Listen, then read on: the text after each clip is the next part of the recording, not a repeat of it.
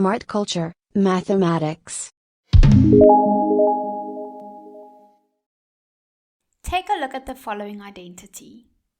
The sine of theta plus phi is equal to the sine of theta times the cosine of phi plus the cosine of theta times the sine of phi. So how can we go about proving this identity? Think about this for a moment. We'll start by drawing a triangle, and then we can label this triangle A, B, C. And then what we'll do next is we'll break this triangle up into two triangles and add a label D. So now we have triangle ACD, triangle BCD, and triangle ABC. Can you remember how to go about calculating the area of a triangle using the trig formula? Now, the area of a triangle formula tells us that the area is equal to a half times AB times sine of C.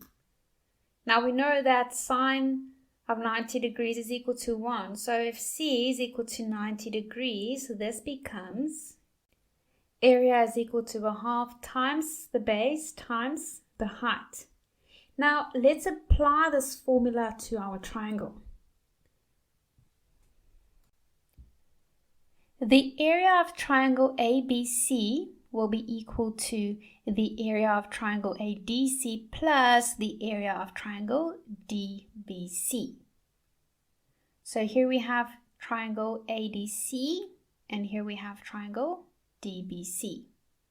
So if we want to determine the area of triangle ABC, we have to add these two areas together. So now we'll apply the trig formula to this triangle in order to determine the area.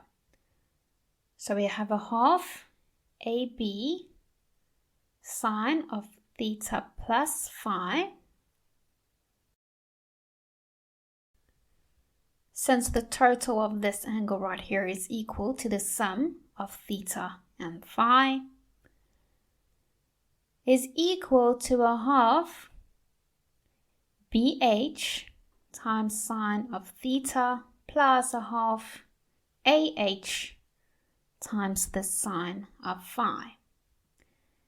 So let's take a look at the height of triangle ADC. So the height, this side right here, can be rewritten as A times the cosine of phi. Why can we do this? Why can we say that H is equal to A times the cosine of phi? To answer this question, we'll take a closer look at triangle DBC. So remember, the cosine ratio is the adjacent side divided by the hypotenuse. So in this case, if you take a look at the location of the angle phi, then the adjacent side will be equal to H and the hypotenuse will be equal to A. So then we have the cosine of phi is equal to H over A. And if we rearrange this formula, then we get H is equal to A times the cosine of phi. And then we'll apply this exact same concept to this H right here. This H can be rewritten as B times the cosine of theta. And we get this B times the cosine of theta by taking a closer look at triangle ADC.